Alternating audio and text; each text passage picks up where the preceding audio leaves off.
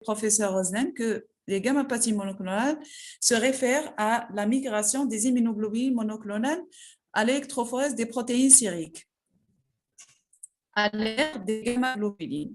C'est une prolifération des clans plasmocytaires ou lymphoplasmocytaires producteurs en quantité variable d'une immunoglobuline monoclonale, en grande quantité, en petite quantité, à savoir entière ou bien d'une fraction d'une immunoglobuline. Elles ne sont pas forcément synonymes de malignité, d'accord? Elles peuvent être des maladies qui sont bénignes, mais accompagnées d'une immunoglobuline monoclonale. Alors, elles sont constituées de même type de chaînes légères et de chaînes lourdes, ainsi que du même isotype, allotype et, comment on l'appelle le troisième qualificatif? L'isotypie, l'allotypie et l'idiotypie. Même isotype, même allotype et même idiotype. Elles peuvent être de classes différentes, GAM, D ou E, et même type chaîne légère, kappa ou lambda. On peut avoir un composant monoclonal de type kappa ou bien lambda. Aspect d'une bande étroite sur un gel d'électrophorèse des protéines sériques. Vous allez voir là. Est-ce que vous voyez avec le curseur quand je fais ça? Vous voyez? Est-ce que vous voyez? Oui, oui, madame. Très bien. Alors, quand là, ça, c'est une électrophorèse des protéines sériques et on a vu au cours de notre exploration des protéines que la migration, elle se fait dans ce sens. Il y a l'albumine, l'alpha 1, alpha 2, bêta 1 et bêta 2. Et là, c'est la région des gamma. Elle devrait être légèrement bombée, étalée. Là, on va voir, ça, c'est un composant monoclonal. Sur une bande ou un gel d'électrophorèse, on va avoir une bande étroite. Et sur le tracé électrophorétique, on va obtenir un composant ou bien un pic monoclonal. Ce qui se cache derrière ce pic, c'est là, ce sont des immunoglobulines. Ce sont des immunoglobulines avec des caractéristiques identiques. L'allotypie, l'isotypie et l'idiotypie. Ils sont dirigés contre le même antigène, les mêmes caractéristiques. Ils sont sécrétés par la même cellule. Ce que vous voyez là, ce sont des plasmocytes qui se différencient au niveau de la moelle osseuse. Vous avez vu tout ça. Au niveau de la moelle osseuse, c'est une prolifération qui peut être d'ordre malin ou bénin. Le développement d'un clone plasmocytaire, un clone, ça veut dire une cellule clonée, c'est une cellule qui a un matériel génétique identique à toutes ses filles, d'accord? Cette communauté-là a les mêmes caractéristiques génétiques. Ce sont des copies de la même cellule. Il n'y a pas de différence. Nous avons un être humain, nous avons un individu. On peut avoir un être humain blanc, brun, toutes sortes d'êtres humains, toutes les couleurs et toutes les peaux et toutes les variantes. Mais là, si on a un clone, c'est une seule personne qui est en plusieurs copies. C'est la même chose pour la cellule, le plasmocyte malin ou bien lymphoplasmocytaire myélomateux. Il est là pour sécréter la même immunoglobuline parce que la traduction génétique de cette prolifération, c'est l'expression génétique, c'est la synthèse des protéines immunoglobulines monoclonales. D'accord? Alors, qu'est-ce qui se passe? Ça, c'est une planche extraordinaire que j'ai constituée moi-même. Alors, vous allez comprendre un tout petit peu comment se passe la formation des composants monoclonaux au niveau de la moelle osseuse. Ce que vous voyez au milieu là, c'est la cellule myélomateuse, c'est le plasmocyte qui commence à sécréter l'immunoglobuline monoclonale. Il a subi des modifications génétiques avec des mutations, ce qui a fait de lui un plasmocyte immortel qui échappe à l'apoptose et cette plasmocyte immortel qui échappe à l'apoptose va tirer profit de la cellule stromale, là en jaune, bien en orange. Cette cellule-là va lui fournir des facteurs de survie et va le maintenir grâce aux chimiokines et aux cytokines, les cytokines pour la survie et les chimiokines pour le homing, pour le garder au niveau de la moelle osseuse. Cette cellule myélomateuse qui est un plasmocyte, il va synthétiser plein d'autres facteurs. Il va relarguer la bêta-2 microglobine qui sera dosable. Il va créer un environnement de stress se traduisant par la sécrétion de LDH. qu'est-ce qu'il va encore faire? Il va synthétiser et sécréter des immunoglobulines monoclonales. Les immunoglobulines monoclonales, elles sont là. Vous voyez, elles sont entières en rouge, ou bien ce sont des chaînes légères libres. Ce que vous voyez en rouge, les petites fractions là, ça, ce sont des immunoglobulines de type free light chain. D'accord? La traduction sur le tracé électrophorétique, c'est un pic monoclonal. Sur le rein, c'est l'atteinte rénale, la néphropathie myélomateuse. Sur le foie, c'est la synthèse l'IL6 et le bilan inflammatoire. On a une hypoalbuminie avec la CRP élevée, avec augmentation de la créatinémie qui traduit une atteinte rénale. Alors, type d'immunoglobulines monoclonales. Les immunoglobulines monoclonales peuvent être, la majeure partie, ce sont des IgG parce que ce sont la classe des immunoglobulines les plus prépondérantes en physiologie. Du coup, en pathologie, c'est la même chose. D'accord?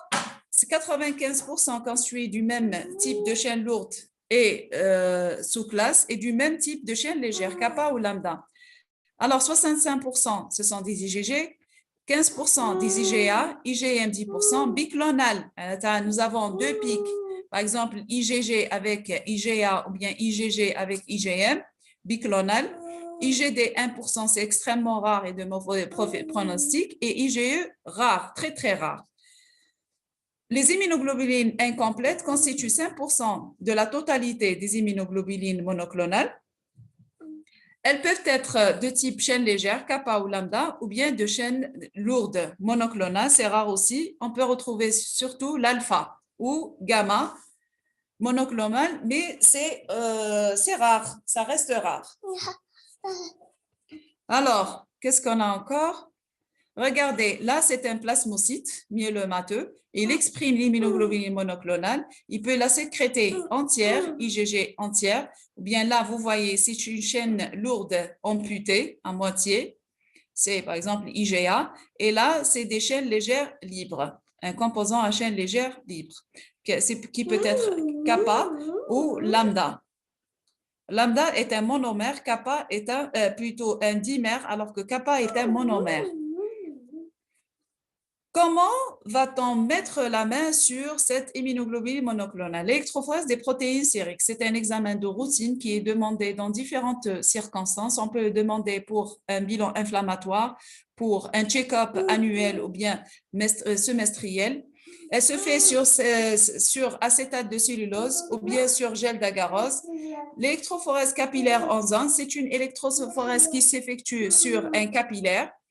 Qu'est-ce qu'elle va nous donner? Elle va nous donner une bande étroite sur le tracé, localisée soit dans la région gamma ou bien bêta ou alpha 2. Vous m'excusez une minute, s'il vous plaît.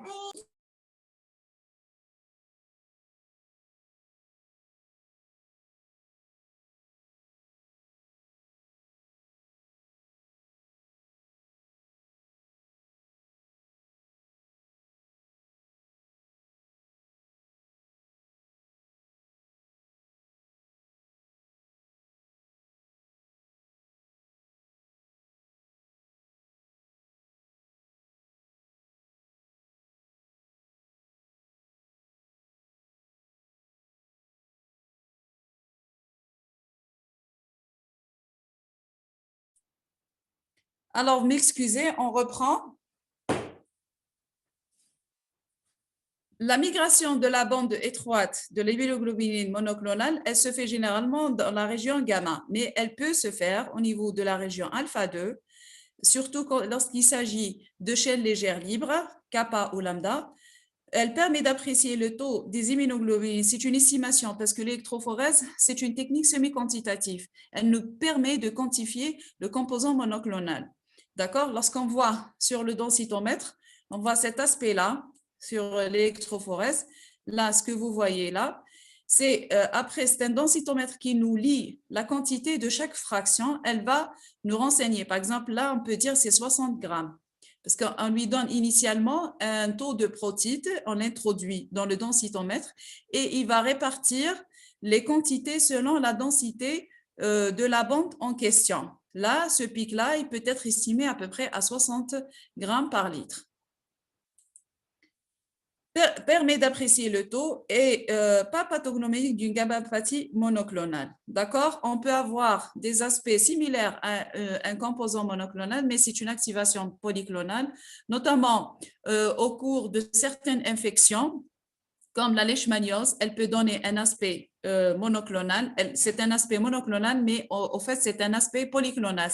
En réalité, c'est une bande polyclonale. Elle est tellement intense qu'elle nous donne un aspect similaire à la bande monoclonale. La même chose pour la tuberculose, parce que ça renseigne sur la spécificité de la réponse en anticorps, la réponse humorale. Alors, ce que vous voyez, regardez là, on parle de pic sur le tracé électrophorétique et là, c'est une bande. Là, c'est une électrophorèse et pour identifier l'immunoglobine monoclonale, on doit rajouter une immunofixation. L'immunofixation, qu'est-ce qu'il va y avoir? Il y aura une migration électrophorétique générale, similaire à la première électrophorèse. Par la suite, ce gel, il est spécifique. Par exemple, la première bande, on met que les anti-IgG, le deuxième anti-IgA, anti-IgM, anti-kappa, anti-lambda, pour identifier il s'agit de quel type d'immunoglobuline. Là, vous voyez que le tracé électrophorétique identifie un composant de la pique monoclonale, là, une bande étroite qui est synonyme d'un composant monoclonal au niveau de la région des bêta, albumine, alpha 1, alpha 2, bêta, et là, c'est gamma. La région des gamma, cette migration, elle correspond à une immunoglobine d'isotype IgG avec une chaîne légère de type lambda. Kappa, elle est vide, c'est-à-dire elle n'a pas fixé. M n'a pas fixé. A n'a pas fixé. Du coup, le diagnostic, c'est une IgG lambda. D'accord? Là, vous voyez, la migration, elle se fait au niveau des débuts des bêta, entre alpha, plutôt entre bêta et gamma. Et là, aucune immunoglobuline lourde ne correspond, aucune chaîne lourde ne correspond, ni IgG, ni IgA, ni IgM. Il n'y a que la chaîne légère lambda. Là, c'est un composant de type chaîne légère lambda. Là, vous avez le composant, il est là. Regardez. Non, il est là plutôt. Ça, alpha 1, alpha 2 au niveau des bêta. Et l'identification, c'est une IgA à chaîne légère lambda. Est-ce que vous avez compris? Avez-vous compris?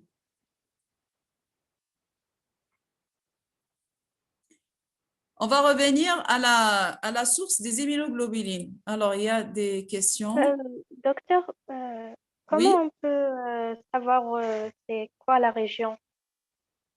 La région, parce que c'est un tracé électrophorétique. Je vais reprendre la première. Là, la migration, elle se fait dans ce sens, de haut en bas. La migration se fait selon le poids et la charge. D'accord? Le poids, la plus légère, c'est plutôt c'est dans ce sens.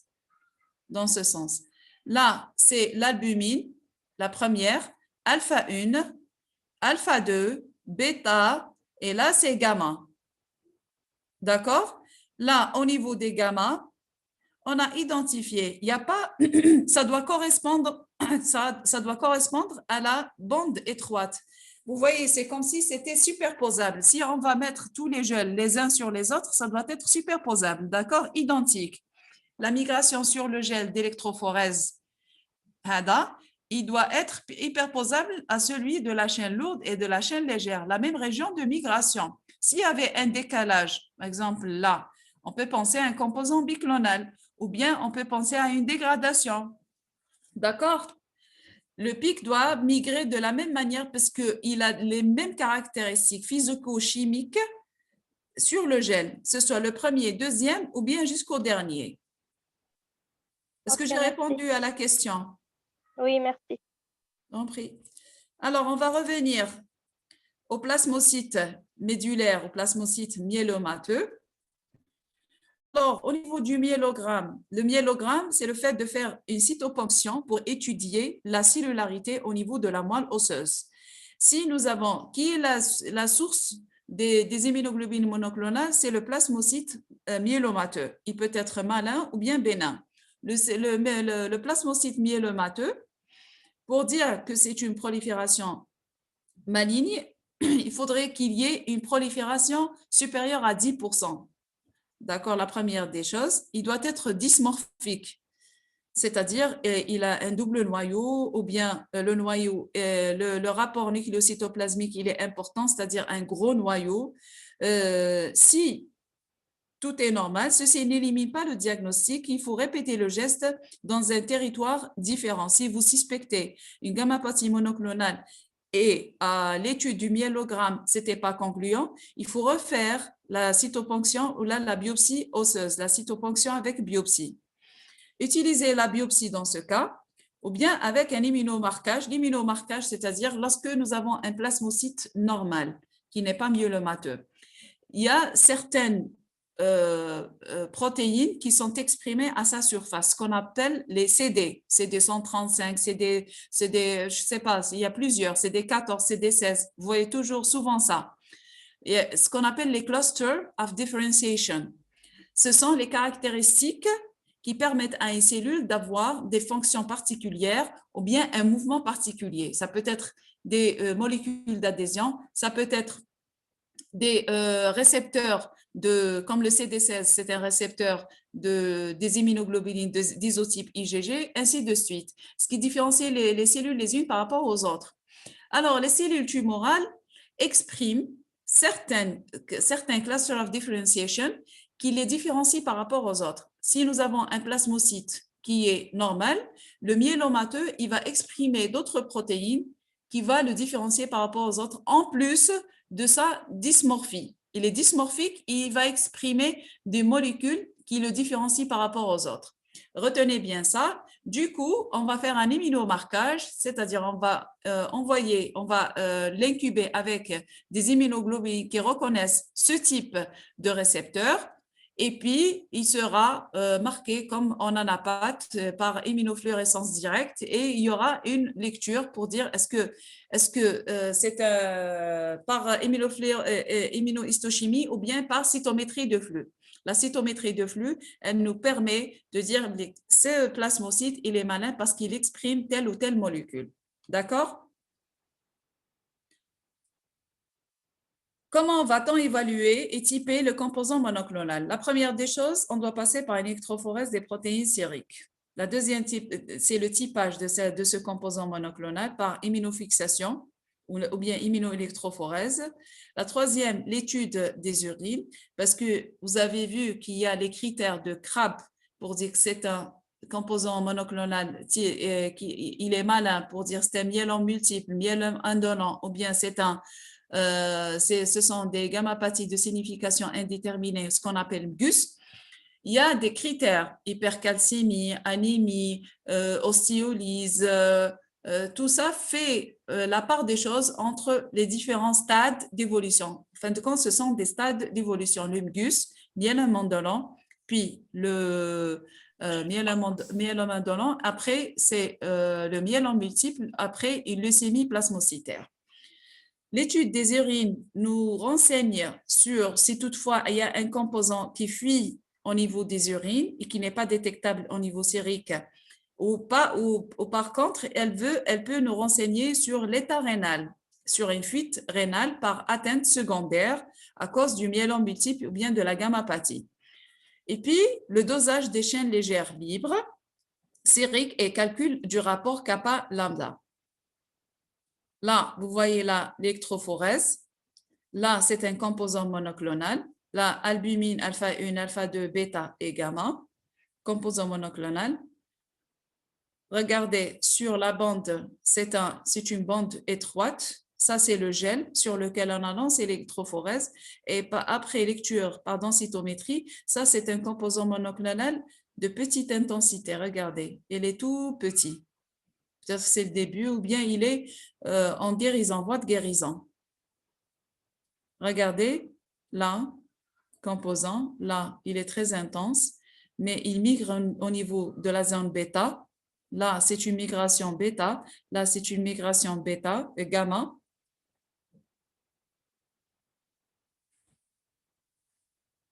Regardez la différence.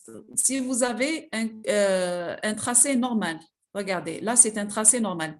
Ça veut dire qu'il y a plusieurs plasmocytes qui sécrètent plusieurs immunoglobulines différentes. Une contre strepto, l'autre contre staph, ou contre Escherichia coli, ainsi de suite. Une multitude d'immunoglobulines dirigées contre des antigènes différents. Au cours d'une gammapathie monoclonale, le plasmocyte, c'est un seul plasmocyte qui sécrète une immunoglobuline, les autres, c'est des clones, ils sont clonés, ils sont identiques au plasmocyte papa. Il va donner plusieurs immunoglobulines qui sont identiques aussi. Est-ce que vous obtenez? Le typage se fait par immunofixation. Là, on va reprendre immunofixation. Regardez. Là, c'est un composant, il est d'isotype IgG. La migration, elle est hypoposable IgG de chaîne légère lambda. C'est à vous de me donner l'identification. Alors, cette électrophorèse, qu'est-ce que vous en pensez? Le 1. Toujours G, A, M, kappa, lambda. Le premier, c'est quel? Migration gamma. Oui, migration. Oui, composant, il est là. C'est quel isotype? IgG.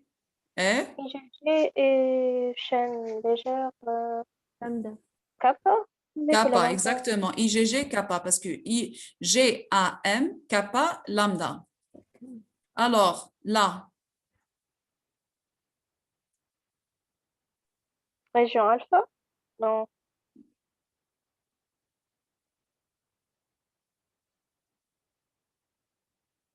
Il n'y a pas de support. Chaîne légère kappa.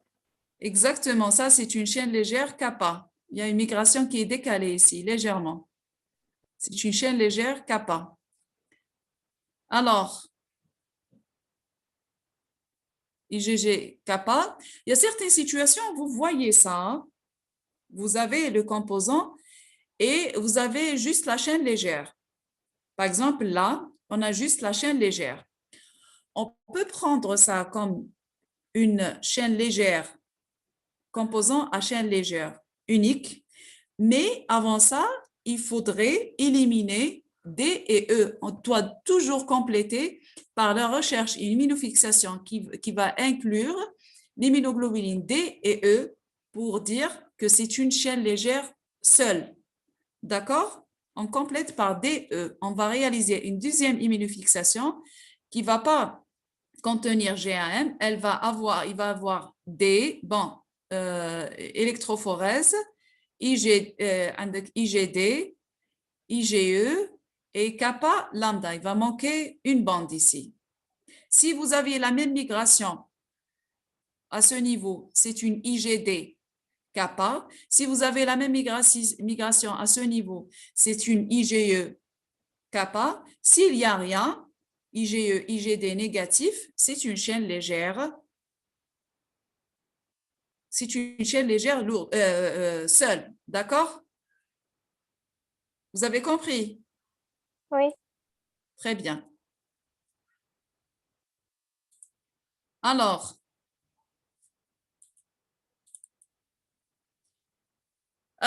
sur le plan urinaire, comment se fait l'exploration? Protéinurie des 24 heures. Il faut une collecte de 24 heures. Électrophorèse des protéines urinaires impératif avec dosage protéique aussi impératif. En fait, si toutefois, à l'électrophorèse, on obtient une bande monoclonale, on doit effectuer une immunofixation, bien immunoélectrophorèse qu'on appelait auparavant immunoélectrophorèse des protéines urinaires, et recherche des chaînes légères libres urinaires, protéinurie de Benz-Jones. C'est une immunofixation qui recherche les chaînes légères.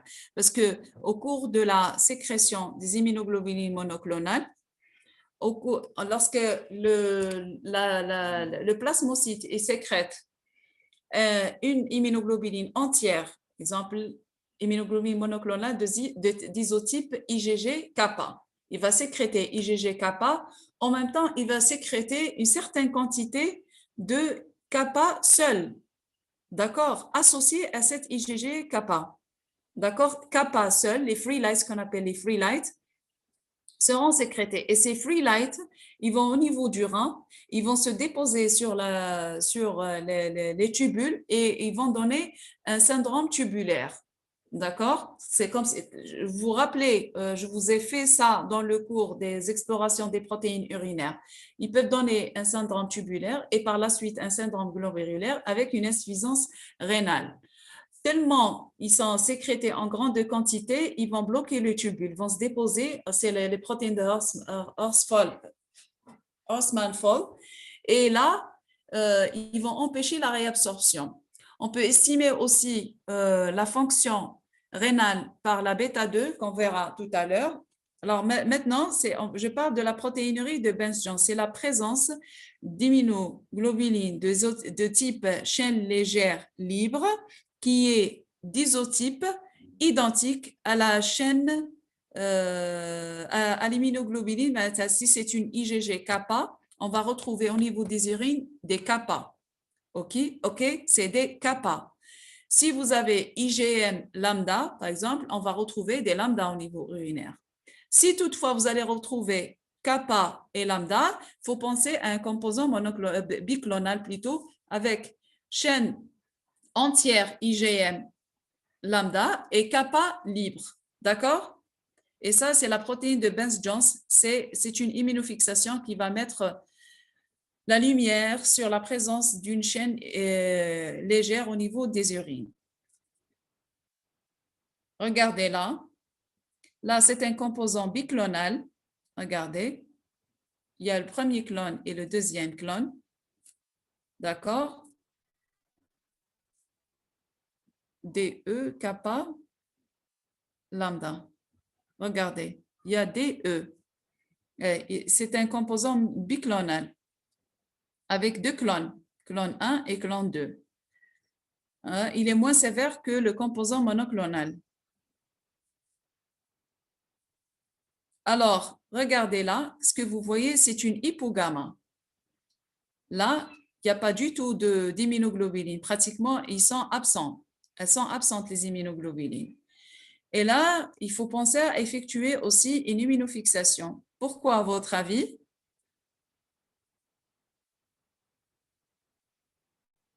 Pourquoi doit-on effectuer une immunofixation en cas d'hypogamma, à votre avis?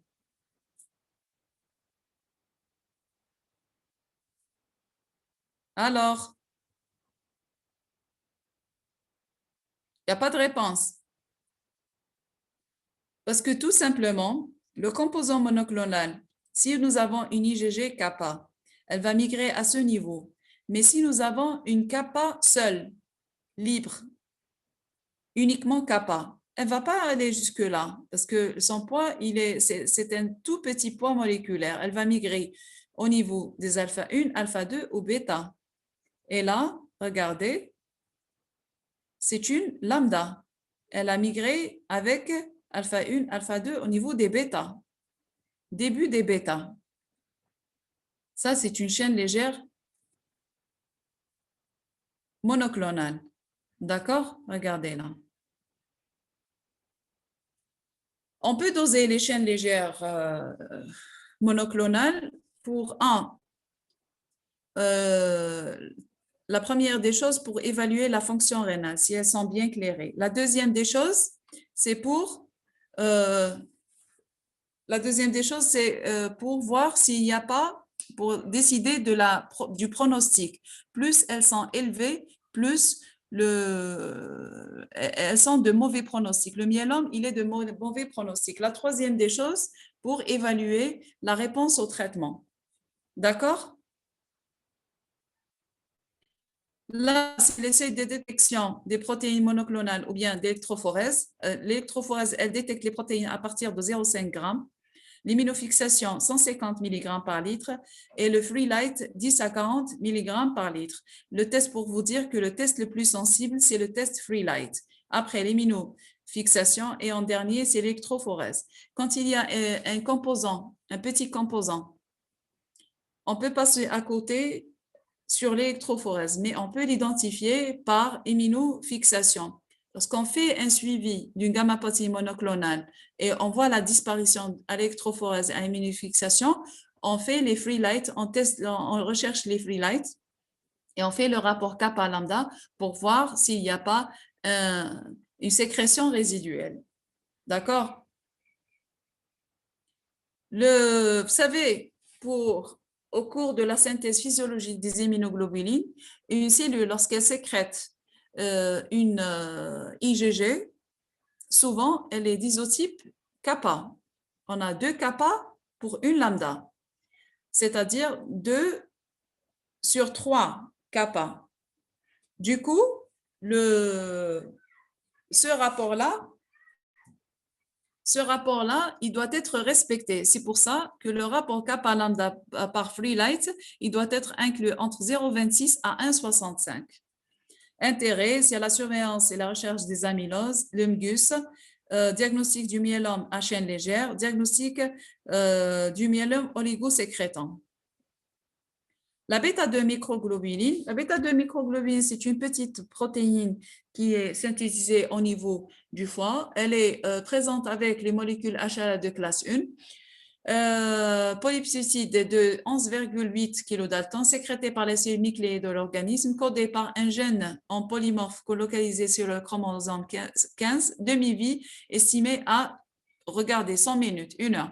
Filtration glomérulaire et réabsorption au niveau du tube proximal. C'est-à-dire, cette protéine-là, elle est très informative sur l'état des tubules. Si vous avez filtration glomérulaire et absorption, c'est une petite protéine qui va fuir facilement dans les urines précoces. Après les urines précoces, il y aura une réabsorption au niveau des tubules, des différents tubules, proximales, anse de Henle, puis distale. Là, elle sera rapidement réabsorbée à ce niveau-là. Si toutefois il y a atteinte rénale avec dépôt des immunoglobulines monoclonales sur les reins. En plus, nous avons une prolifération monoclonale au niveau de la moelle osseuse. Du coup, nous aurions beaucoup de morts cellulaires associées et la bêta-2 sera sécrétée en quantité plus importante. Avec une élimination qui est réduite, il y aura une augmentation de la bêta-2 microglobuline. Si la bêta-2 microglobuline elle est augmentée, ça veut dire que notre rein est en train de souffrir. D'accord? C'est un facteur pronostic très important. Marqueur tumoral et index d'évolutivité de pronostic dans différentes maladies. Dans les pathologies rénales, bêta-2 urinaire est un marqueur de tubulopathie. La bêta-2 microglobuline sérique est en fonction de la filtration glomérulaire. Plus elle augmente, plus la filtration glomérulaire elle est atteinte. Pourrait permettre une évaluation des fonctions rénales chez le fœtus. S'accumule au cours des progressions de l'insuffisance rénale chronique. Impliquée dans la pathologie de l'amylose dédialysée, reflète la masse tumorale. Plus vous avez une masse tumorale importante, et là, vous auriez les cellules cancéreuses qui vont relarguer la bêta-2 microglobuline. C'est elle qui la relargue. Non interprétable en cas d'atteinte rénale, n'a pas d'intérêt. Albumine. L'albumine dans le myélome multiple, paramètre inverse du taux de l'IL6, je m'explique, il y a de la CRP. Lorsqu'on a une inflammation, il y a les cytokines pro-inflammatoires. Cytokines pro-inflammatoires veut dire action directe sur le foie et il y aura synthèse des protéines pro-inflammatoires, parmi lesquelles il y a la CRP, il y a les alpha-1, les alpha-2, les bêta qui seront augmentés. Complément, l'antitrypsine, antichymotrypsine, toutes ces protéines seront sécrétées en quantité plus importante au cours d'une inflammation. Tout ça, cette synthèse protéique qui se fait au niveau du foie se fait aux dépens de l'albumine. L'albumine aura une diminution parce que le pool, il est dévié, le pool protéique, il est dévié en faveur des protéines inflammatoires. Du coup, il y aura une diminution. plus on a de l'inflammation. Et au cours des gammapathies monoclonales, notamment au cours du myélome multiple, la cellule myélomateuse, elle va sécréter des quantités importantes d'IL-6.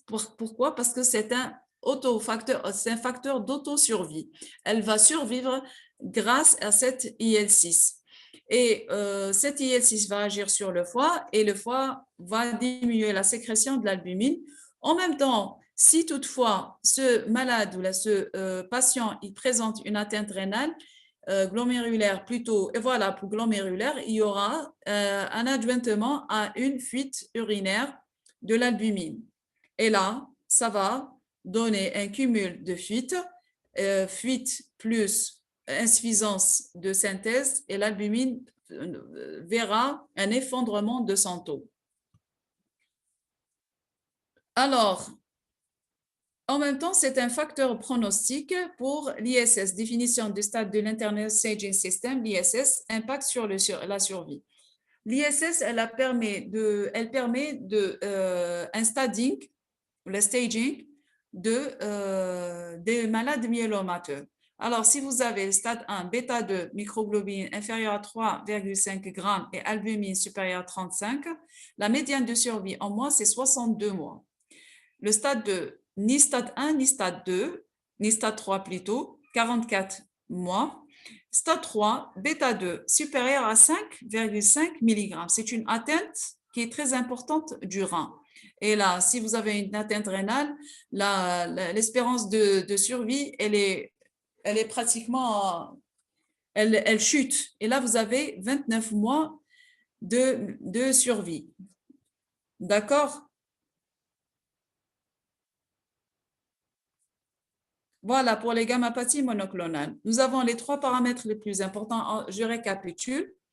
Pour rechercher une immunoglobuline monoclonale, il faudrait effectuer une électrophorèse. Cette électrophorèse, si toutefois elle va déceler la présence d'un pic monoclonal ou bien d'une bande étroite, on aura besoin de compléter par une immunofixation. Le même cas s'il y a une hypogamma, s'il n'y a pas une quantité suffisante en gamma-globuline, c'est-à-dire une hypogamma. Là, on doit aussi effectuer une immunofixation pour rechercher, identifier et typer le type d'immunoglobulines monoclonales, l'isotype, la chaîne lourde et la chaîne légère. Ça peut être une chaîne légère seule ou bien une immunoglobuline entière avec chaîne lourde et chaîne légère, IgM, IgA,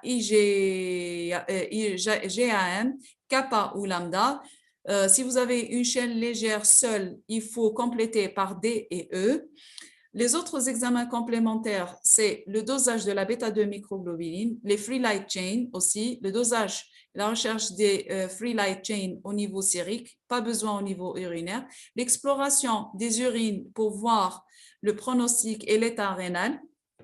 L'albumine reflète aussi le degré d'atteinte rénale en même temps que l'état du foie suite à l'inflammation chronique qui est générée par les cellules myélomateuses. Est-ce que vous avez des questions jusque-là?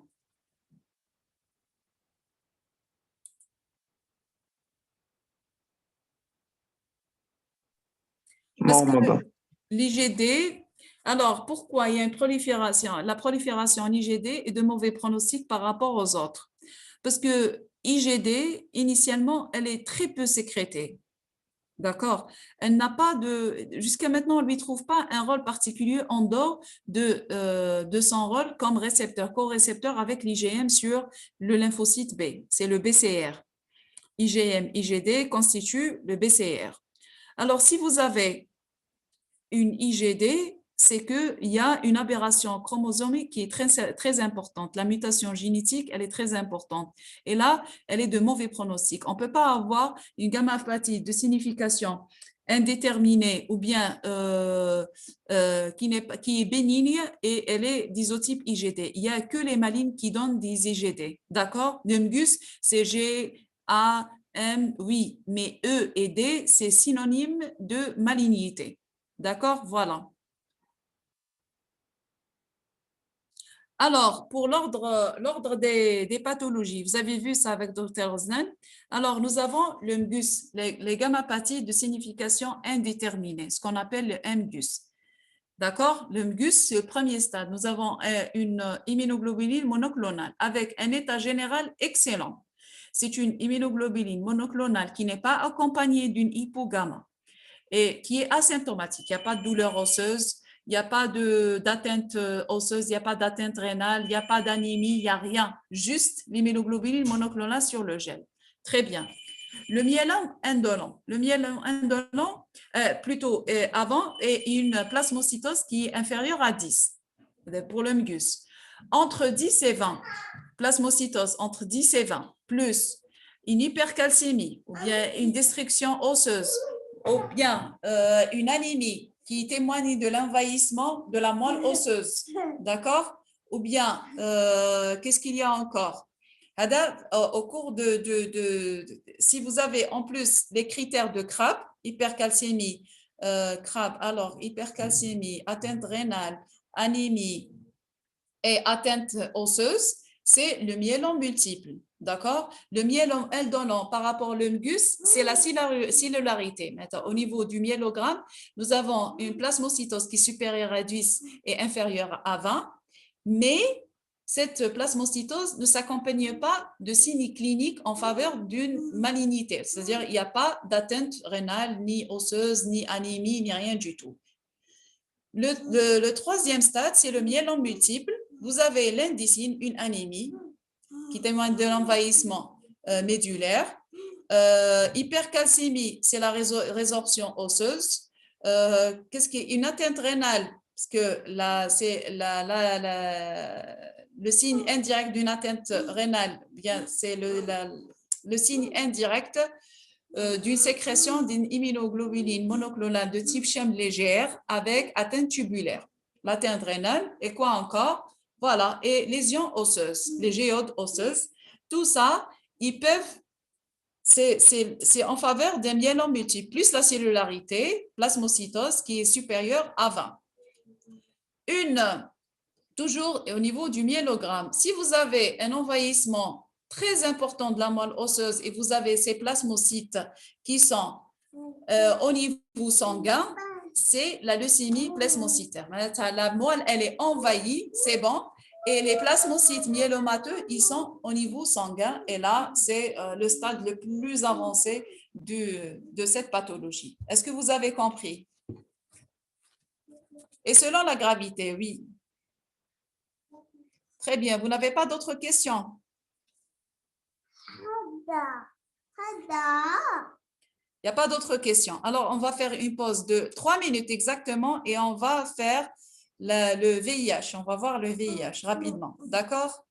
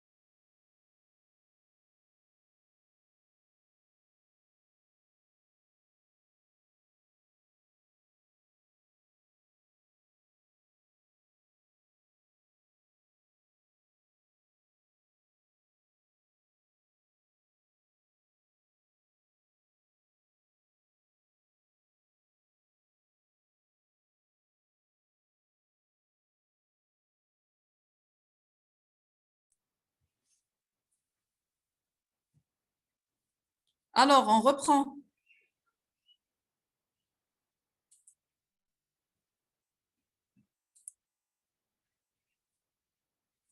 Oui.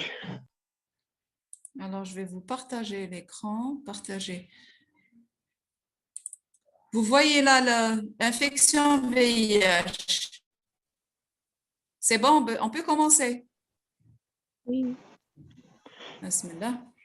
Alors, Madame, le VIH, oui, vous m'avez pas envoyé cela, non? celui-là, je vais te l'envoyer en fin de cours, les deux, en D'accord. présentation. Hadouma. Le déficit immunitaire, D'accord. le sida. SIDA, c'est anciennement appelé SIDA, syndrome d'immunodéficience acquise. C'est le stade le plus avancé de l'infection VIH avec un handicap total du système immunitaire, survenu l'une de plusieurs des infections opportunistes ou cancers liés au VIH. Le VIH, virus d'immunodéficience humaine, parasite le système immunitaire en infectant les lymphocytes CD4 et les cellules présentatrices d'antigènes, induisant progressivement un déficit profond d'immunité cellulaire. Si nous allons handicaper le lymphocyte T, CD4 et les cellules présentatrices d'antigènes, qu'est-ce qu'on obtient? Tout est foutu dans le système immunitaire. Lymphocyte T, CD4, c'est le chef d'orchestre.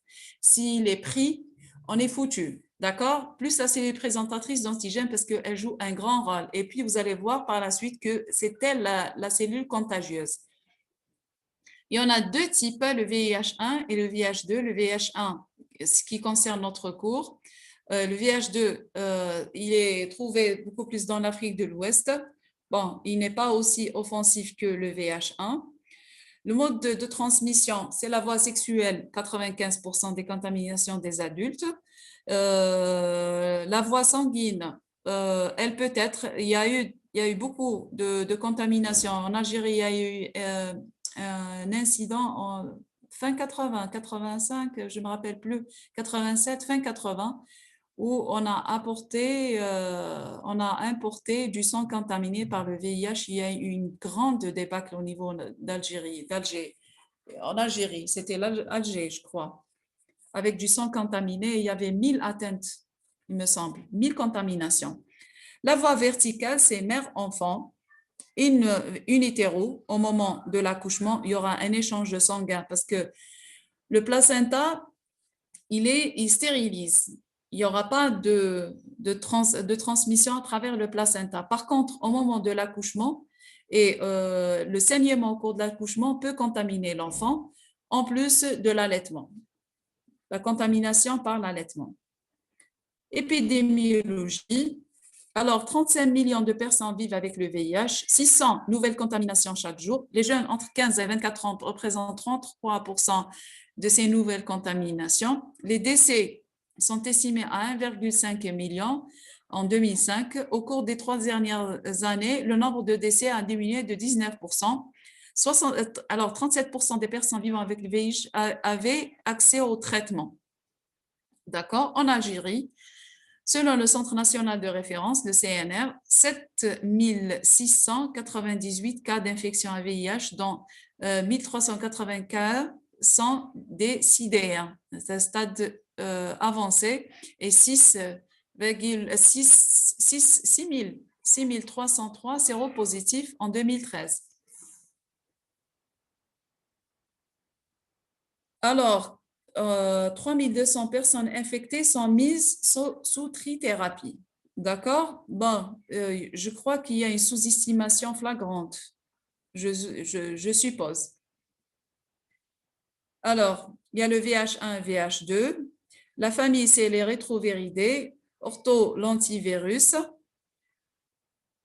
Regardez la structure du VIH. Vous gardez GP120 et GP14, l'intégrase, la transcriptase et la protéase. Il y a l'ARN viral qui est là et la capside 24. Ce sont ces deux protéines qu'on recherche au cours de l'exploration. L'organisation du génome, c'est surtout pour la PCR et pour la charge virale. D'accord? Les fonctions des différentes protéines, alors ça c'est à titre informatif, par exemple l'intégrase, insertion de l'ADN viral au sein de l'ADN de l'autre, protéase, clivage des polyprotéines GAG et GAG-POL, c'est au cours de la réplication, permet l'exploration des transcrits non épicés hors du noyau, ça ce sont les fonctions des protéines du VIH. Alors, le cycle de réplication du VIH, comment il se fait? Le récepteur du VIH, pour s'intégrer dans une cellule, je vous ai expliqué et je crois pour vous, que deux cellules ne se rapprochent pas. Un virus, il n'a pas d'enveloppe. Il emprunte des enveloppes, il vole des enveloppes. Il prend nos propres enveloppes et les utilise pour migrer, parce qu'il est très fragile. De la reine avec un matériel génétique, ou bien quelques protéines, ne pourra rien faire. Il lui faut une enveloppe humaine pour se camoufler et pour s'intégrer. Qu'est-ce qu'il va faire? Il va utiliser ces deux protéines, la GP41 et la GP120, comme des co-récepteurs. Le récepteur, c'est le CD4, exprimé par certaines cellules, notamment les LTCD4 et qu'est-ce qu'il y a? Les cellules NK et les macrophages l'expriment aussi, les CPA. Et le CCR5, qui est un récepteur de chimiokine du CXCR4. Il va les utiliser pour se fixer sur la cellule et puis il y aura fusion et intégration.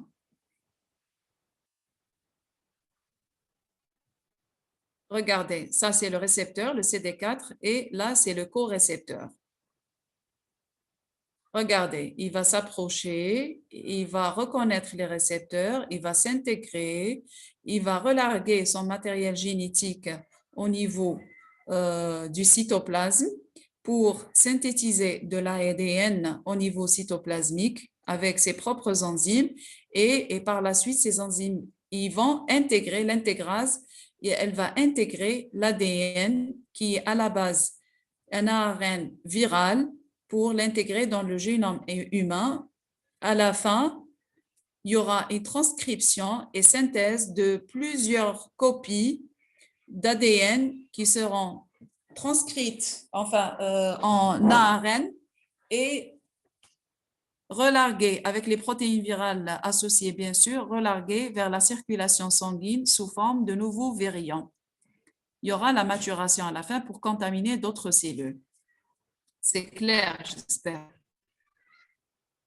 Voilà, regardez. Voilà, ça c'est une image réelle du bourgeonnement d'un virus qui sort de la cellule. Là, peut-être c'est une intégration, là c'est un bourgeonnement qui est la plus serrée. Voilà, regardez les virions à l'intérieur. Vous voyez là? Vous voyez? Ça, ce sont les virions. On voit deux formations. Alors, aspect clinique. Nous avons trois phases. C'est la primo-infection, la phase chronique et le stade SIDA. Regardez, avec les variations du système immunitaire, les immunoglobulines, d'accord, et le taux des CD4, parce que la surveillance se fait par le taux des CD4 ainsi que le stade pronostic. La phase aiguë ou primo-infection dure 3 à 12 semaines. Elle est asymptomatique ou syndrome d'allure grippale, fièvre, asthénie, courbature, sueur, arthralgie et dans certains cas, une pharyngite, une diarrhée, des adénopathies. Il y a plusieurs autres signes cliniques. Alors, le stade 1, aucune ou insignificative. Alors, c'est supérieur à 35 mois, 12 mois, CD4. Non, là, c'est les CD4 par âge. Et là, c'est le staging. Voilà. D'accord? On va revoir dans les planches suivantes. Voilà. LTCD4, ils sont supérieurs à 500 par millimètre cube. C'est un taux qui est acceptable, qui est bien. Nous avons, là, c'est le stade 2. Hein. Le stade, la primo-infection, les LTCD4, ils ont un nombre qui est normal.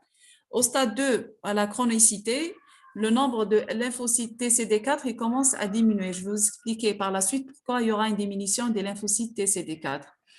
Il y aura une diminution des lymphocytes TCD4 par infection.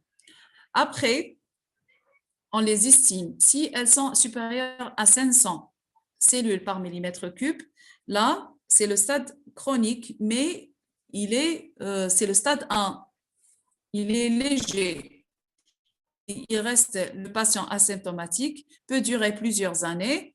Lymphoadénopathie généralisée persistante, sérologie VIH positive. Le stade 2, lymphocyte TCD4 entre 350 et 499, c'est-à-dire inférieur à 500, entre 350 et 500. Il y aura des répercussions sur l'état général, perte de poids modérée inexpliquée, inférieure à 10% du poids corporel, infection respiratoire récurrente, zona, chylite angulaire, ulcération buccale récurrente, éruption prurigineuse papulaire, dermatite séboréique, infection fongique de l'angle. Ça, c'est les germes saprophytes qui vont se détourner contre nous, contre le malade atteint, ce n'est pas contre nous systématiquement. Le stade 3, le lymphocyte CD4 entre 200 et 349, entre 200 et 350, perte de poids sévère inexpliquée, fièvre persistante. Là, le CD4, il commence à ne plus répondre, il ne répond plus aux exigences corporelles. Candidose buccale persistante, leucoplasie, chevelure de la langue, tuberculose pulmonaire, infection bactérienne grave, somatite ou gingivite ou parodontite, anémie inexpliquée, neutropénie, thrombocytopénie chronique. Regardez, c'est leucoplasie chevelue de la langue. Stade 4, c'est le stade SIDA. C'est lorsque les lymphocytes TCD4 sont inférieurs à 200 cellules par millimètre cube. C'est le cryptococcus, infection opportuniste, cytomégalovirus, tuberculose, zona, pneumocystose. Pneumocystose, c'est la première infection qui a été retrouvée chez le premier sidéen, soi-disant. C'est le pneumocystis carini. Affection maligne, sarcome de Kaposi, lymphome non-Hodgkinien, cancer invasif du col utérin, manifestation neurologique, encéphalite, encéphalite VIH, neuropathie périphérique et lymphomes cérébraux. Alors, comment se transmet le VIH à travers les muqueuses? Ça peut être par une brèche. Là, quand il y a une brèche, il s'introduit directement, ou bien par les biais des lymphocytes intraépithéliaux. Regardez, ça, c'est une cellule présentatrice d'antigènes, ou bien c'est une cellule sentinelle qui est là pour capter tous les antigènes qui sont censés être invasifs ou bien pathogènes. Elle va le capturer et c'est elle qui va l'introduire dans notre organisme. D'accord? Ça, c'est l'exocole, ça, c'est l'endocole. D'accord? C'est les cellules comme la cellule dendritique intraépithéliale. Voilà, c'est elles qui permettent l'introduction du VIH ou bien par le biais d'une brèche. Les cellules cibles du VIH, nous avons la cellule dendritique, le lymphocyte TCD4 et les cellules de Langerhans. Et le monocyte. Lymphocyte TCD4, principale cible du VIH parce qu'il possède le récepteur. L'augmentation de la charge virale entraîne une déplétion transitoire du lymphocyte TCD4, phénotype effecteur CCR5, c'est-à-dire qui présente le récepteur du CCR5, du récepteur de CXCR4, qui est le CCR5, muqueuse intestinale et génito-urinaire, sang périphérique, organes lymphoïdes secondaires.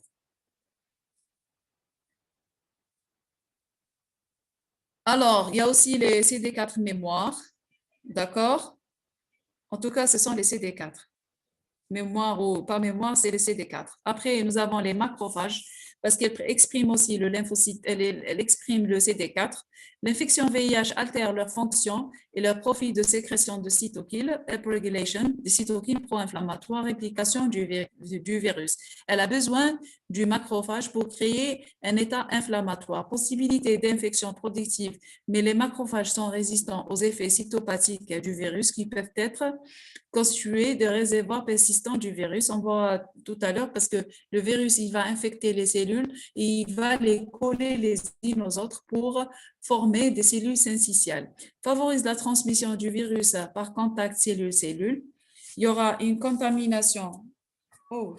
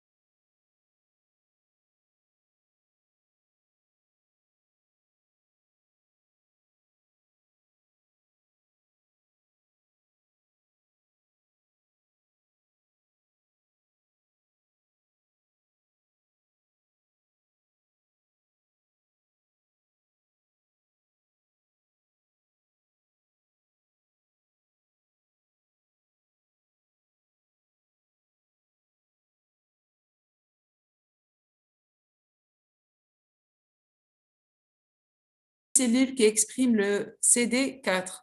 Les cellules expriment à la fois le CD4 et le CR5, le CXCR4, et peuvent donc être infectées par l'ensemble des souches virales.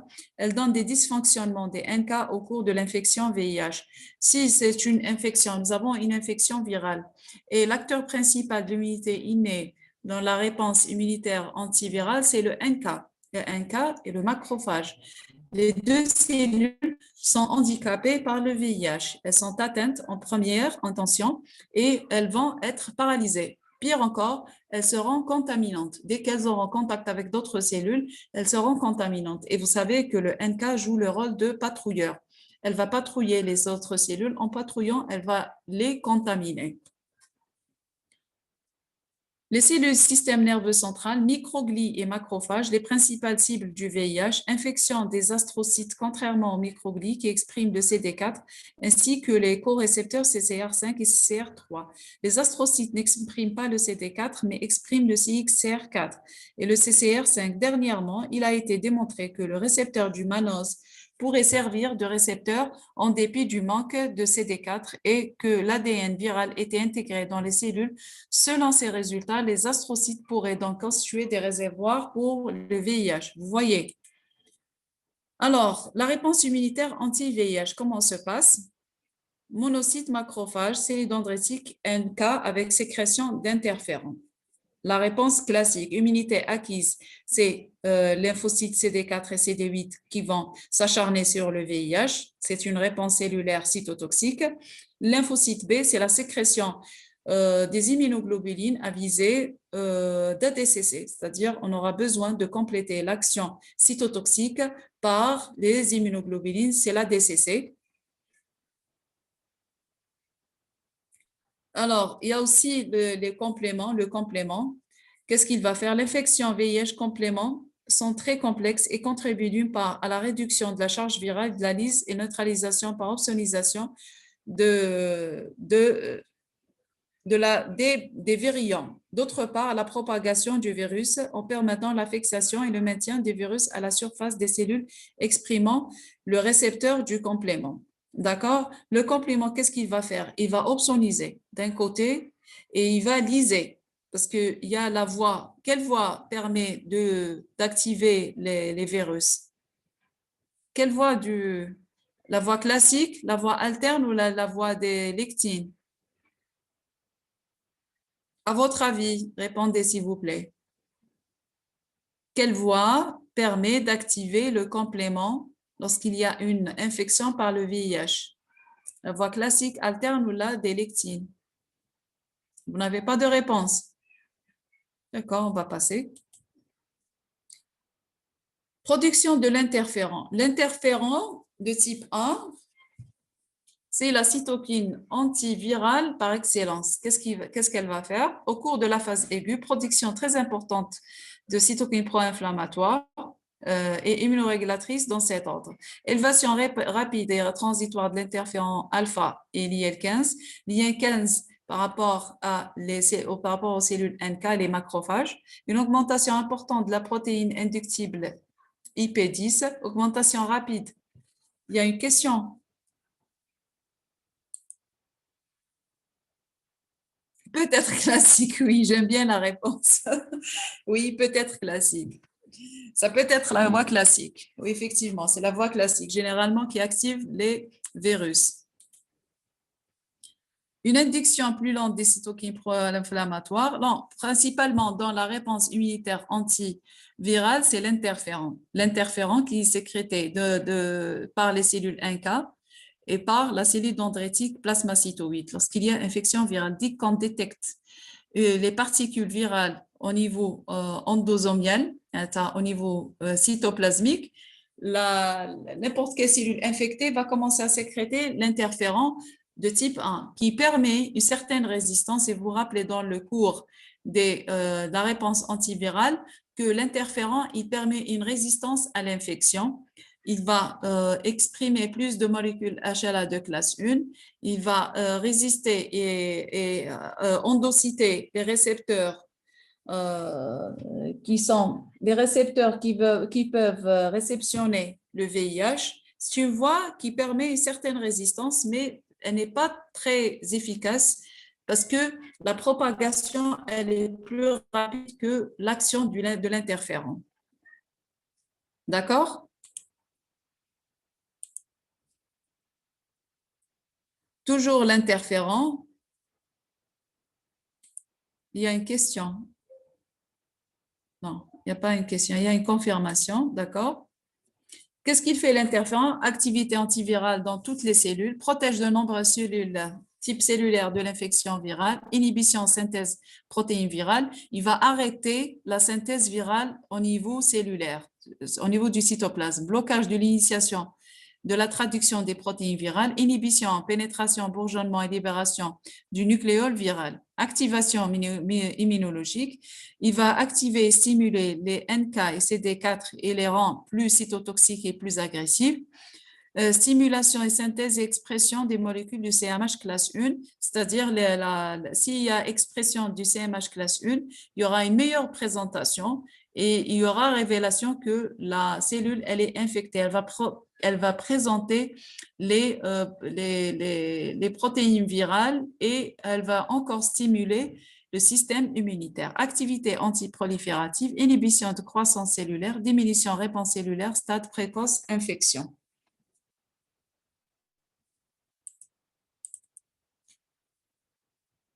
Alors, rôle des cellules dendritiques, on note une déplétion des myéloïdes cellules dendritiques et plasmocytes cellules dendritiques de la circulation sanguine, probablement due à une distribution vers les organes lymphoïdes. D'accord. Parce qu'il y aura une adénite, il y aura des adénites, des adénopathies.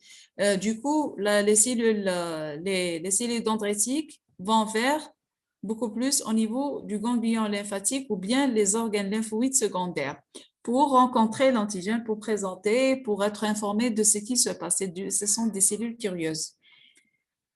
Rôle de la cellule dendritique myéloïde, capture du VIH par les récepteurs de l'immunité innée, production de cytokines telles que l'IL-1, 6, 10, 12 et l'IL-15 pour activer les NK. D'accord? Rôle des NK joue un rôle important dans la réponse immunitaire antivirale, recrutement rapide et activation de l'interféron et de l'IL-6, expansion préférentielle de la population toxique de CD16 high, CD56 low. C'est la population cytotoxique des cellules NK. Dans l'immunité adaptative, nous avons l'acteur principal, c'est le lymphocyte TCD4. Pour l'immunité innée, il y a le système du complément, il y a les cellules dendritiques, il y a le macrophage, il y a les NK. Les NK, c'est la cytotoxicité avec synthèse des interférons de type 1. Le macrophage, la même chose, c'est les cellules cytotoxiques ADCC par le biais des immunoglobulines, en plus cytotoxicité et ADCC, plus des cytokines pro-inflammatoires telles que le TNF et l'IL-1, l'IL-15. L'IL-15, elle va encore stimuler les cellules NK. La cellule dendritique, elle va capturer le VIH par les récepteurs vers les PRR endosomiaux parce qu'il est viral. Normalement, c'est comment on l'appelle? TLR7 au niveau du cytoplasme. Elle va capturer et elle va synthétiser de l'interféron, en plus de l'IL-15 pour activer les NK, pour les aider. Et elle va le présenter au lymphocyte CD4.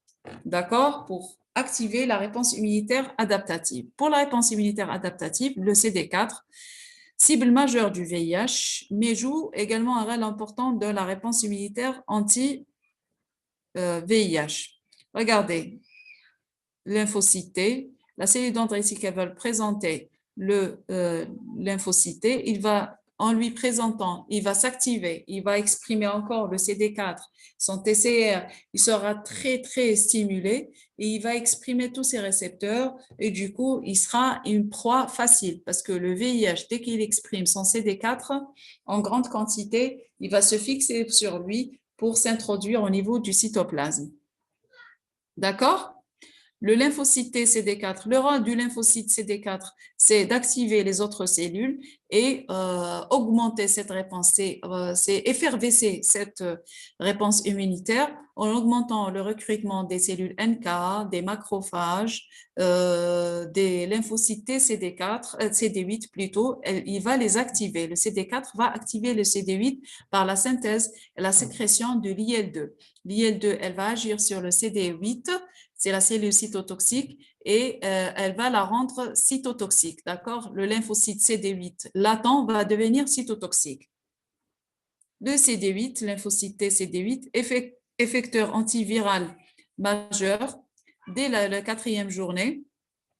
Les CT anti-VIH ont un taux important, dirigé contre toutes les protéines du VIH, contre le niveau de réplication virale sans éliminer totalement la présence du virus. C'est net, c'est clair. On ne peut pas éliminer toutes les cellules infectées. Il nous faut comment vous dire, il nous faut le nombre cellulaire des nombres des habitants de la Terre pour éliminer toutes les cellules infectées. Le virion, un virion, il se réplique rapidement, il donne des virions en grande quantité, seront largués dans le système, dans l'organisme, et ils vont rapidement s'accrocher aux autres cellules. Imaginez si toutes les cellules seront tuées, avec le CD sera rangé à l'intérieur.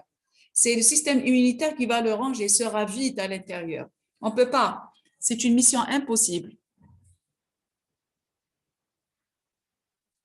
Réponse humorale, hyperactivation polyclonale des lymphocytes B, parce qu'il y a plusieurs protéines qui sont ciblées, le GP21, 120, a une sécrétion accrue de l'IL-6. L'IL-6 active le lymphocyte B. La protéine TAT se lie à une séquence au niveau du promoteur du gène codant pour l'IL-6, homologue avec le site activateur TAR, des séquences TL-LTR de l'ADN proviral, ce qui peut provoquer l'apparition des maladies auto-immunes, des syndromes lymphoprolifératifs. Ce virus-là, il s'introduit dans notre génome et il va activer une sécrétion indéterminée de l'IL-6. Si nous avons une IL-6 très élevée dans notre sang, nous aurions une inflammation qui est chronique, et l'inflammation chronique favorise l'incidence des maladies auto-immunes. La séroconversion survient habituellement 3 à 12 semaines après la contamination. Ils sont négatifs. Après 3 à 12 semaines après la contamination, ils vont devenir positifs. Seule cible du VIH pour les anticorps, c'est l'enveloppe. Production d'anticorps neutralisants ou anticorps non neutralisants. Le rôle protecteur des anticorps est loin d'être démontré. S'il y avait cette possibilité, on l'aurait injecté. Immunité adaptative, la réponse humorale toujours. Les anticorps neutralisants réapparaissent 3 mois après la transmission du virus. Ils neutralisent à large spectre, peuvent neutraliser plusieurs sous-types du VIH1, produit environ 20% des patients, par 20% des patients, sont caractérisés par une fréquence élevée de mutations somatiques qui prend souvent des années pour se développer. Dans le contexte de l'infection naturelle, anticorps neutralisants jouent un rôle limité dans le contrôle de l'infection car extrême variabilité du virus, il est très variable, lié au taux élevé d'erreurs commises par la transcriptase inverse. L'accès des anticorps au site de liaison au CD4 est difficile parce que ce sont des boucles, comme vous l'avez vu. La boucle V3, un épitope immunodominant, mais faiblement exposé. D'accord? C'est-à-dire qu'il n'y aura pas de synthèse d'anticorps, plutôt il y a une synthèse d'anticorps anti-V3, mais comme il est cryptique, il est caché, et les anticorps sécrétés n'agissent pas sur lui, il est caché. Le membrane proximal external region, épitope neutralisant localisé sur le GP41, mais n'apparaît qu'après liaison à la cellule hôte, ça serait trop tard, et l'anticorps doit interagir avec la GP41 et le phospholipide membranaire qui existe également sur la cellule hôte. Peu immunogène. Oui, il y a une question?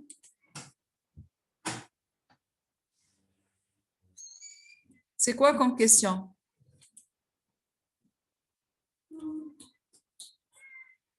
Alors, Le VIH persistant du VIH et latence virale. Le VIH peut persister chez les patients sous traitement, thérapie antirétrovirale, contre la réplication virale, mais incapable d'entraîner la guérison totale à cause d'une réplication résiduelle chez certains individus, présence de réservoirs anatomiques faiblement accessibles au traitement et des cellules infectées d'une façon latente. La latence est définie par l'intégration de l'ADN du VIH dans le génome de l'hôte, en l'absence de la production du virus. Vous voyez là, il va intégrer l'ADN humain et il va rester latent, il ne va pas se multiplier. Et s'il ne se multiplie pas, on ne va pas le reconnaître. On ne va pas savoir que cette cellule, elle est infectée. À un moment donné, il va infecter plusieurs cellules et reste latent, mais il y aura une explosion à un moment donné. C'est chronométré. La latence a été observée in vivo dans les lymphocytes T mémoire centraux, les lymphocytes T naïfs, les monocytes macrophages et les astrocytes, compartiments des cellules hématopoïétiques. Alors, regardez, il va intégrer l'ADN, il va rester latent, il ne fera rien. Il n'y aura ni réplication, il n'y a rien. Là, il y a une réplication. Il va relarguer les virions. Mais là, il n'y a pas de réplication. Il s'intègre et il reste en latence.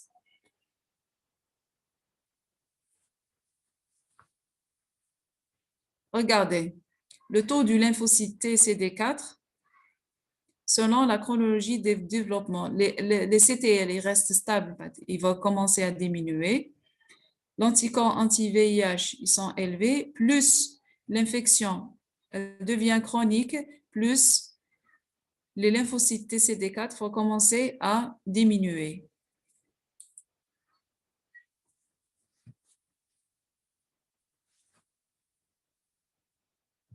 Alors, ce que je voulais vous montrer, alors, c'est activation immunitaire. C'est les cellules, activation immunitaire, c'est 4. La phase SIDA, où une lymphocyte T CD4 est inférieure à 200 cellules par millimètre cube. La charge virale plasmatique augmente fortement. Il y a une forte, après cette phase de latence, c'est la reviviscence. Mécanisme de déplétion des lymphocytes T CD4. Maintenant, nous aurions une déplétion, une véritable déplétion, une diminution très importante avec une paralysie du système immunitaire. Principale cause de déplétion de lymphocytes TCD4 induite par les souches X-cart, formation de cellules géantes multinucléées à vie courte, ce sont les syncytia ou les cellules syncytiales. Elles se forment par liaison de la GP120, c'est la protéine virale exprimée à la surface cellulaire des cellules infectées, à la surface des cellules infectées, aux molécules CD4 à la surface des cellules non infectées. C'est une liaison. Regardez, par exemple, là, c'est une cellule qui n'est pas infectée et celle-là, elle est infectée. Là, c'est le GP120, c'est la protéine GP120 et là, elle va se lier à ce lymphocyte T qui n'est pas infecté par le biais du CD4 et elle va la fixer. Elle va fixer celle-là, celle-là et celle-là pour constituer des cellules syncytiales, mégacellules. C'est une fusion cellulaire pour une agglomération cellulaire ou fusion cellulaire pour paralyser le système immunitaire. D'accord? Comment échappe le VIH au système immunitaire? Alors, regardez. Qu'est-ce qu'il va faire? La protéine 9. Oui, il y a une question?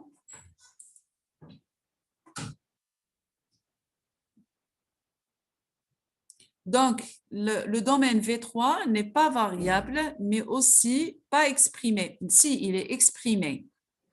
Il n'est pas variable. Il est exprimé, mais il est caché. C'est comme si vous avez un arbre, un tronc d'arbre et un arbre avec des feuilles volumineuses qui cachent complètement le tronc. Est-ce que vous allez reconnaître le tronc de l'arbre à vue? Non, à vue d'œil, tu ne peux pas. Il est inaccessible parce qu'il y a beaucoup de feuilles qui pendent autour de cet arbre-là et cachent cette partie de l'arbre. C'est la même chose. Si vous avez une protéine, elle est exprimée à la surface, mais cachée par d'autres protéines, elle devient inaccessible. D'accord? Il est immunodominant, c'est-à-dire il est très important. C'est un antigène qui est très important pour la reconnaissance de ce virus, mais il est caché. Les syncytias sont comparables aux plasmodes formés dans la rougeole. Rappelez-moi, c'est quoi les plasmodes dans la rougeole? C'est l'agglomération de quelles cellules? Je connais les cellules syncytiales au niveau de la peau, au cours de la mononucléose, je crois. Alors, qui a posé la question? C'est quoi les plasmodes? C'est la fusion de quelles cellules?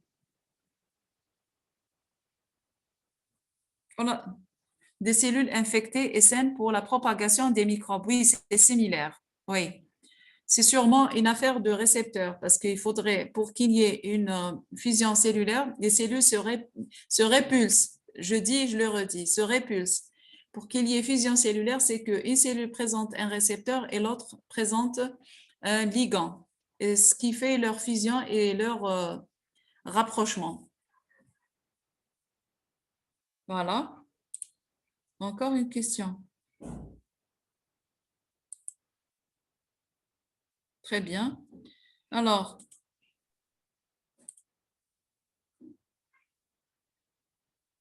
la protéine 9 du VIH, elle diminue l'expression des molécules HLA. Cela veut dire diminue l'expression des particules virales. Et là, c'est le leurre du système immunitaire. C'est-à-dire une cellule, elle est infectée, mais elle ne présente rien. Elle ne présente pas sa détresse parce qu'elle est paralysée par la protéine 9 qui l'empêche de présenter les molécules HLA.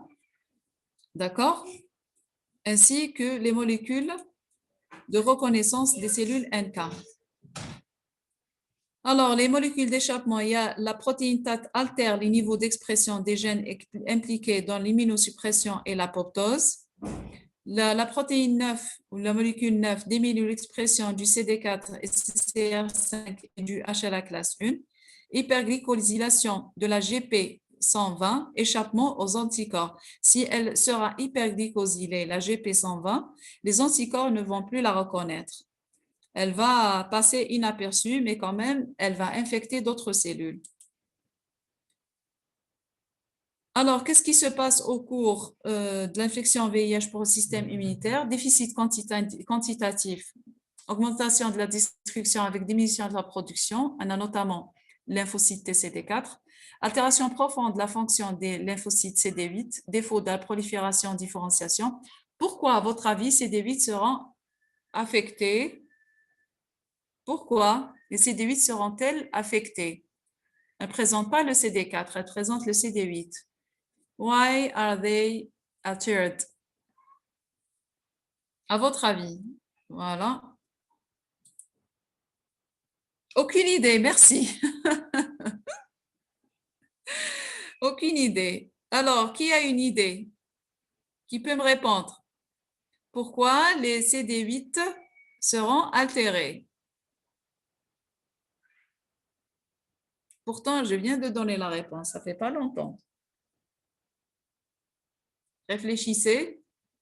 Voilà, no activation. Exactement. Why there is no activation? Because of depletion of CD4. CD4, elle est inactivée, elle devient infectée, elle est paralysée, elle ne va pas sécréter l'IL2. Et si elle ne sécrète pas l'IL2 et les autres cytokines qui activent le lymphocyte CD8, lymphocyte TCD8 pré-CTL, parce qu'il n'est pas encore CTL, il n'est pas cytotoxique. S'il n'est pas activé par le lymphocyte TCD4 et par ses sécrétions cytokiniques, il sera lazy. Il va rester sans activité en attendant le CD4 le booster, et le CD4, il est incapable de booster qui que ce soit. Lui-même, il est paralysé. D'accord? C'est indirectement le reflet de la non-activité du lymphocyte TCD4. D'accord? En absence du HELP par le CD4 et diminution de la capacité de présentation antigénique des CPA. Altération des fonctions et profils de sécrétion des cytokines et macrophages, upregulation des cytokines pro-inflammatoires élevées, réplication virale. L'inflammation favorise la multiplication virale, diminution du nombre des cellules dendritiques plasmacytoïdes et du coup, diminution de la sécrétion d'interférons gamma, du type 1 plutôt, altération de la fonction cytotoxique et sécrétion des NK, déplétion en NKT. Les NK sont altérées et du coup, elles sont plus fonctionnelles. Il faut retenir très, très bien cette planche. Retenez-la bien comme il faut, cette planche. D'accord? D'accord? Dysfonctionnement immunitaire au cours de l'infection VIH. C'est très important. J'espère que vous aviez bien retenu cette planche. Voilà.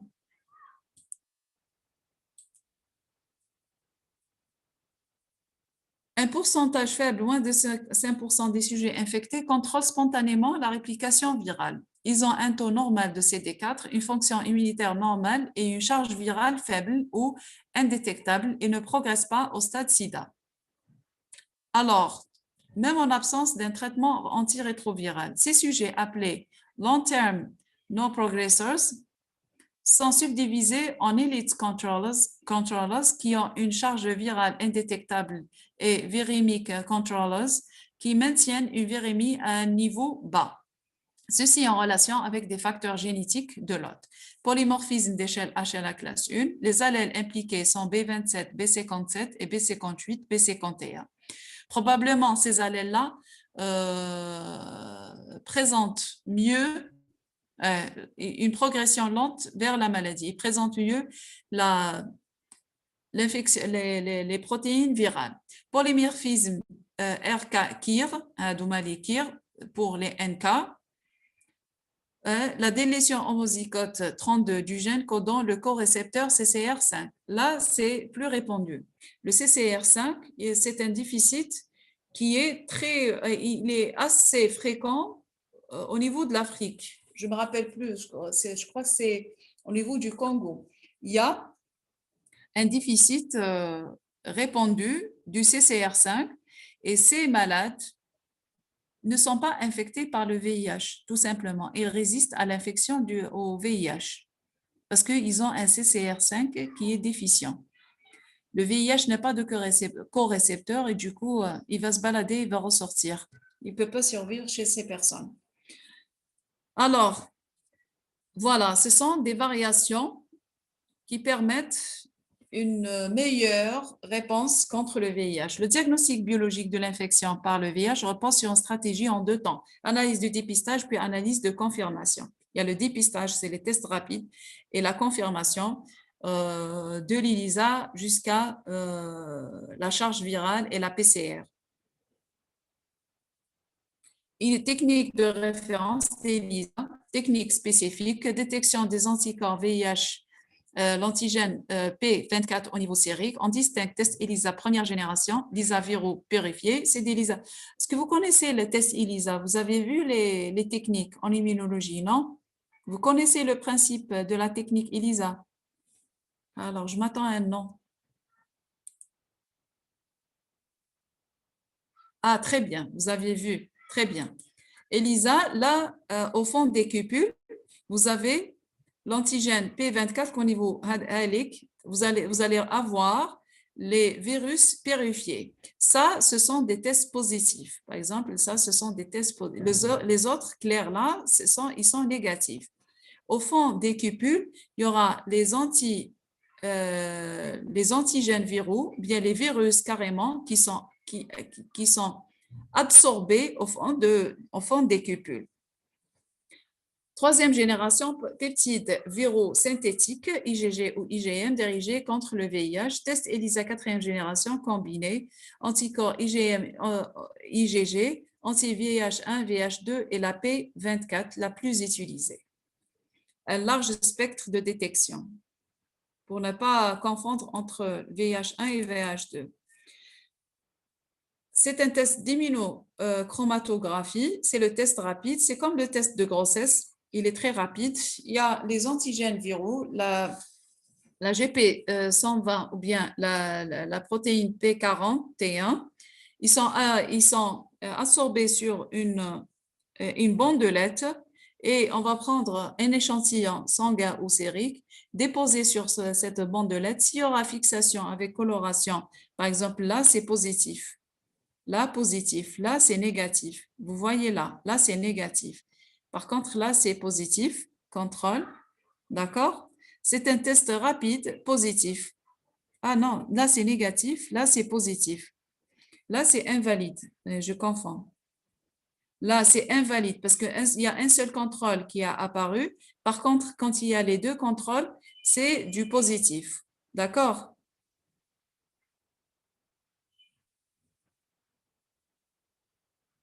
C'est un test qui s'effectue en pays pandémiques, tels que ce que vous connaissez des pays qui présentent une pandémie en VIH.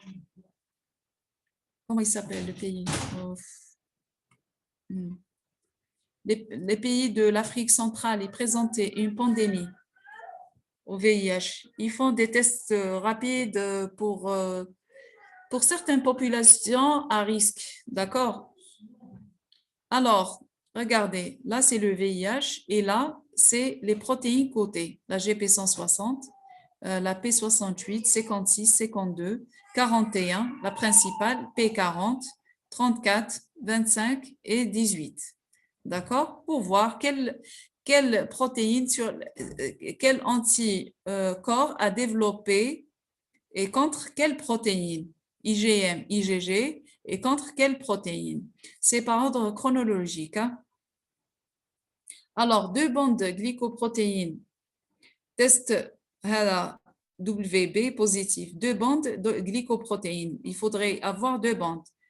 Là, c'est limite. Là, c'est négatif. Il y a une seule bande, elle n'est pas concluante. Ben là, ça commence à devenir positif. Là, c'est très positif et là, c'est très positif. Là et là, c'est négatif. Le 3 et le 5 sont négatifs, les autres sont positifs. Hada, limite.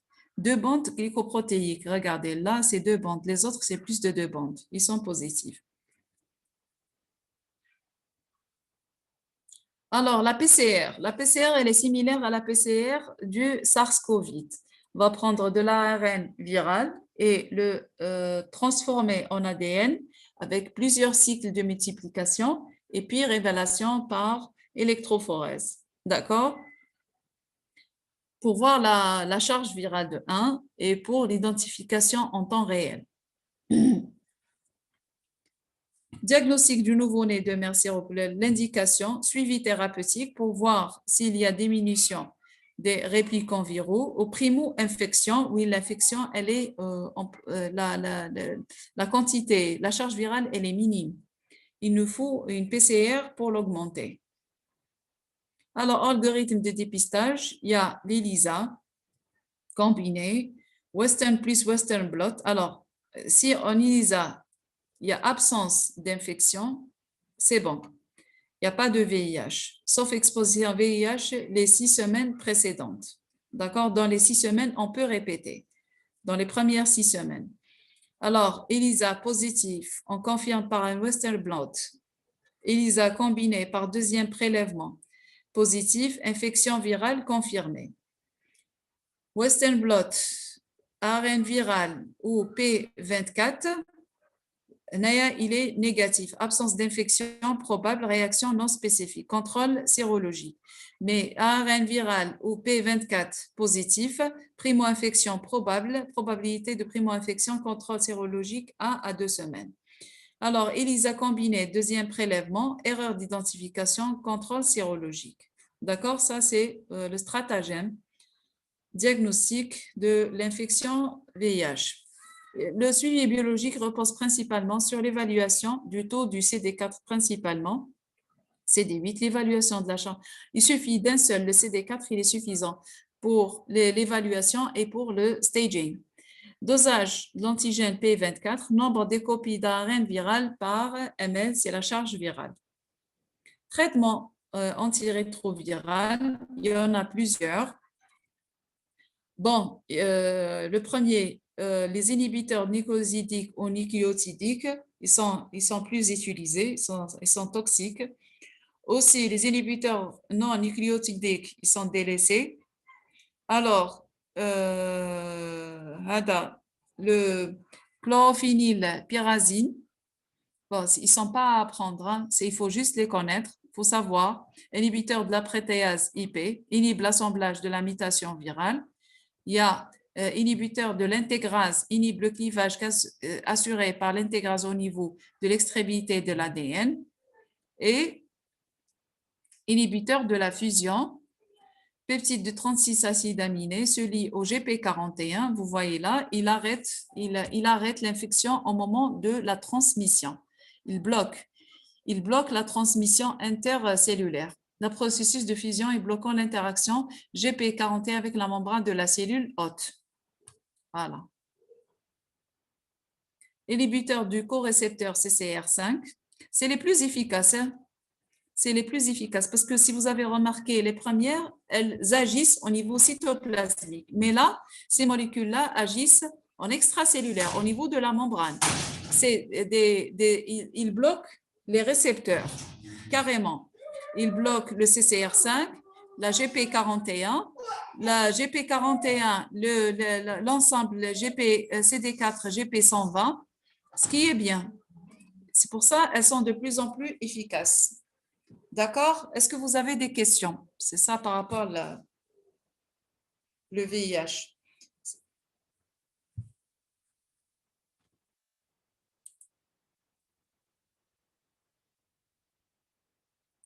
Le principe de la PCR. Le virus, c'est un virus à ARN. C'est un rétrovirus. C'est un rétrovirus, il emprunte la voie rétrograde. Parce que la voie normale, nous avons de l'ADN qui se transforme en ARN pour qu'il y ait synthèse protéique. Le rétrovirus, c'est le contraire. C'est de l'ARN qui va pénétrer au niveau de l'ADN, au niveau du cytoplasme pour devenir ADN et par la suite, synthèse de l'ARN. Il doit passer par l'ADN humain. Le principe de la PCR, c'est le contraire. On va utiliser l'ARN pour synthétiser l'ADN. D'accord? On va utiliser l'ARN viral. Pardon? Oh,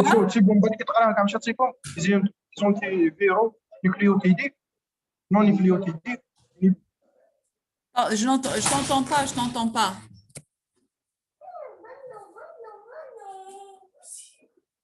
Qu'est-ce que tu disais, Mazouni? Alors, la PCR, il y aura un prélèvement. On ne sait pas si c'est le virus, il est là ou pas. Prélèvement, on va le mettre dans un liquide, d'accord? Et après, il y aura une rétrotranscription. Il va être transformé en ADN, d'accord? En présence d'enzymes rétrotranscriptases qui vont transformer l'ARN en ADN en présence de nucléotides, exactement. En présence des nucléotides fournis par le manipulateur. Il va donner des nucléotides avec l'ARN viral si toutefois il est existant. Et par la suite, l'enzyme, elle va transformer l'ARN en ADN. Après, il y aura une multiplication. On va mettre cet ADN-là dans un thermocycleur. Il va subir plusieurs cycles en présence aussi l'ADN synthétase. C'est une enzyme qui synthétise de l'ADN à partir de nucléotides. Il va y avoir plusieurs copies de le brin initial qui a été synthétisé à partir de l'ARN viral. Alors, nous aurions de l'ADN synthétisé à partir de l'ARN viral et cet ADN-là, on va augmenter sa quantité. C'est par thermocycleur. On va mettre dans un appareil avec des nucléotides et des enzymes. Après, on va quantifier la qualité de l'ADN obtenu et on va faire une électrophorèse pour voir s'il y a eu synthèse. S'il n'y a pas d'ADN, c'est que le virus n'existe pas chez cette personne. S'il y aura de l'ADN, c'est-à-dire c'est positif. D'accord? Et la quantité de l'ADN obtenu, elle corrèle avec la quantité de l'ARN présent. Elle témoigne de la charge virale. OK? Est-ce que vous avez compris?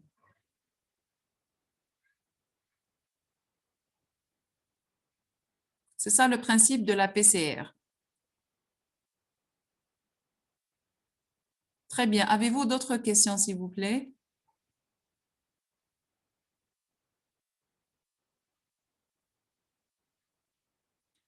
OK. Si vous avez d'autres questions, vous pouvez me les envoyer. La tache rouge qui apparaît sur la peau au stade 4 sont dues à quoi? C'est le syndrome de Kaposi. Les taches rouges, c'est un cancer. C'est un cancer de la peau, de Kaposi. Vous allez le voir dans vos cours. Regardez. C'est cancéreux, hein? Voilà. Ça, c'est, voilà, neuropathie, lymphome. Là, c'est le Kaposi. C'est la, voilà, sarcome de Kaposi. C'est un sarcome. C'est un cancer.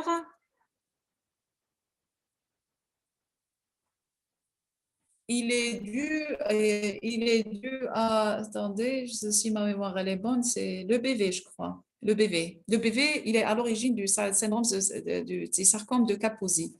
Parce qu'au cours, l'immunorégulation, elle diminue.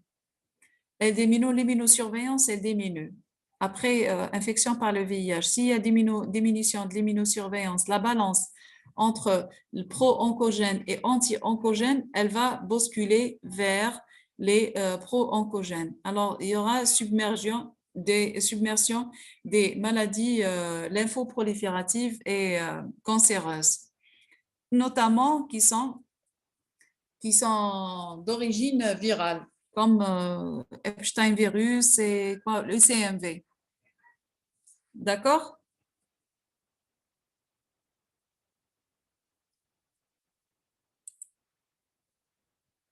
Je vous en prie. Il n'y a plus de questions.